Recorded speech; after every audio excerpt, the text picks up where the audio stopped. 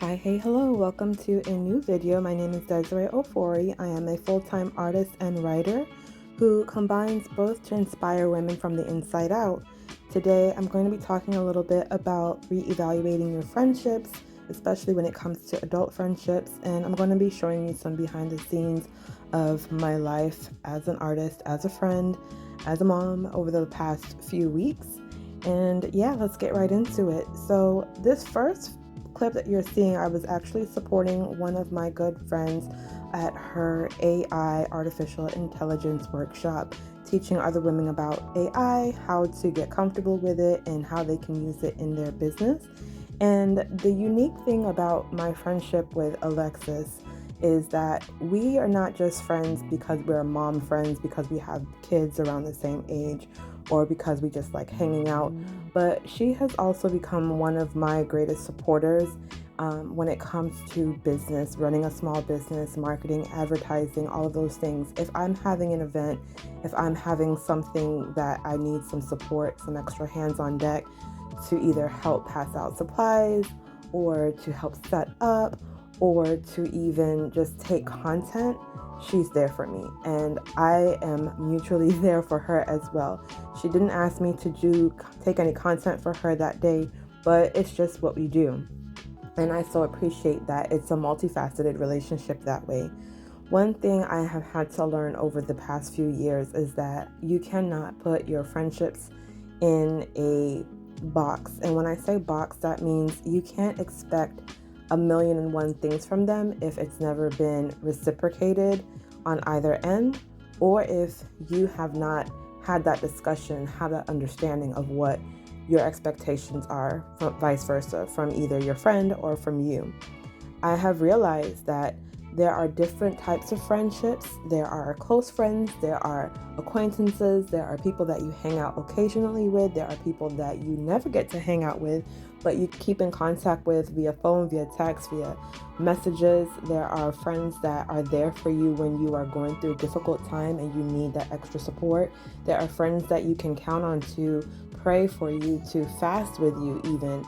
There are friends that we aren't going to go deep. We're going to stay shallow, and that's okay because all I need is a shopping buddy. And it's important to understand the different type of levels of friendship that you have in your life. In that way, you are less disappointed when people do not show up for you the way that you expect them to. And if you are not open and honest about what you need from those friends, and open and honest with how you can show up with those friends, you will end up having some trouble along the way. It's often said that marriage is a challenging relationship, and that is true. But that is true for any relationship that you want to have a quality experience and a quality outcome from. You're going to have to do the work. You're going to have to be selfless at some point. You're going to have to compromise. You're going to have to show up even when the other person is not at their best and doesn't have the capacity or the ability to give you what you thought that or think that you need in the moment. So I think it's really important to have multiple different friendships and realize their value and realize where they stand in your life. And that it's also important for you to show grace and to show favor and to show honor to your friendship, to the other people in your life, respecting their boundaries, respecting their limitations, respecting what's realistic for them to do. You may want a certain friend to be able to go hang out and go traveling and do all kinds of things, but if their lifestyle doesn't permit for them to just up and leave the same that you can, then you can't be upset with them about that. You have to be realistic with them. You may have a friend who is going through a depressive season. They're just really down and out.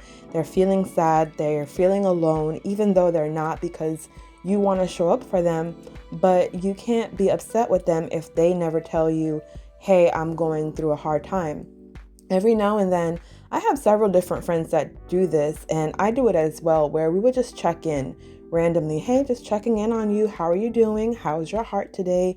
How is your week going? Especially if you haven't talked to them in a while and they're not often speaking about how they're feeling. It's really good to just check in every now and then. And if they're not responding, don't get upset. Give them a couple days. Yes, I said a couple days because life be lifing, and when you're going through a hard time, it's not always easy to just pop up on the phone, even if you see them active online, that doesn't mean that they have the heart or have the mindset to be able to come and have a conversation, an in-depth conversation. They may be able to just give you something light, and you have to be okay with that. But you also have to be willing to go a little bit above and beyond, a little bit further. So if you haven't heard from them in a couple of days after you've contacted them, find other ways to check in to see how they're doing. Check with their spouse, check with their family, go pop up at their workplace, pop up at their home, send them a card. I've had to do all of these different things for friends, and I know that that is not something that everybody would be able to do or would do for me, but I'm okay with that because I know what is my personality and what I would want to do for somebody else. And I also have to think about what I may need and may want may not always look the way that I think that it should look like. The support that I have may not always look the way that I think that it should look, but I know that when my friend or friends are feeling better, then they will show up, they will pop up, and they will say, hey girl, I'm sorry, this was what was going on. And again, you have to be respectful, you have to give grace, you have to give mercy, and not take it personal. I have a little excerpt I want to share from my book, Her Strong and Courageous Faith, 5-week guided devotional journal for women. It's available on Amazon. And there is a passage in here on day 8 that I have called Reevaluating Friendships. I'm going to read a little excerpt from the Reflect page. Quality friendships are essential and add value to our lives. However, we mustn't value them more than our relationship with God. Similar to how I reevaluated my friendships, I want you to evaluate your current friendships. Do you have expectations that you have not verbally shared with them? Are your expectations realistic for the seasons of life you both are in? How do they support you or show you love? Where do you need to show more grace and love to your friends? Are your relationships with friends taking precedence over your relationship with God? All right, you guys, think on those things, and I hope that this was encouraging to you and thoughtful. All right, have a great one. Bye.